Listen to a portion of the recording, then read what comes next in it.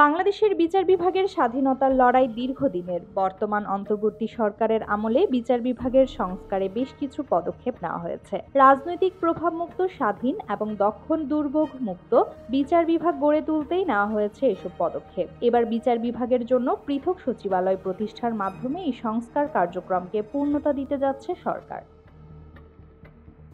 এরই মধ্যে পৃথক সচিবালয় প্রতিষ্ঠার জন্য অধ্যাদেশ জারির উদ্যোগ নেওয়া হয়েছে। আইন মন্ত্রণালয় সুপ্রিম কোর্টের পরামর্শে তৈরি করছে সুপ্রিম কোর্ট সচিবালয় অধ্যাদেশ 2025-এর খসড়া। এতে বলা হয়, সচিবালয়টি কোনো মন্ত্রণালয় বা দপ্তরের অধীনে থাকবে না, বরং প্রধান বিচারপতির সরাসরি নিয়ন্ত্রণে পরিচালিত হবে। এই খসড়া অধ্যাদেশ উপদেষ্টা পরিষদের বৈঠকে উত্থাপনের জন্য ইতিমধ্যেই মন্ত্রিপরিষদের আন্তঃমন্ত্রণালয় সংক্রান্ত বাছাই কমিটির কাছে পাঠানো হয়েছে। সূত্র জানায়, মন্ত্রিপরিষদ থেকে আগামী 16 অক্টোবর উপদেষ্টা পরিষদের বৈঠকে এই খসড়া অধ্যাদেশ উত্থাপন করা হবে। বৈঠকে আলোচনা সাপেক্ষে এটি চূড়ান্ত করা হবে।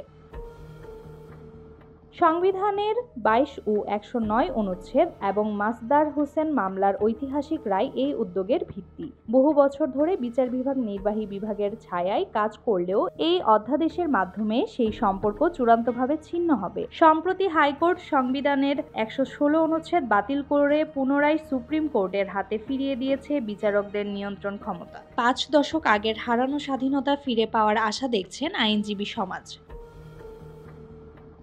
সংস্কার কমিশনের সুপারিশ ও প্রধান বিচারপতির তদারকিতে ইতিমধ্যে একাধিক পদক্ষেপ গৃহীত হয়েছে।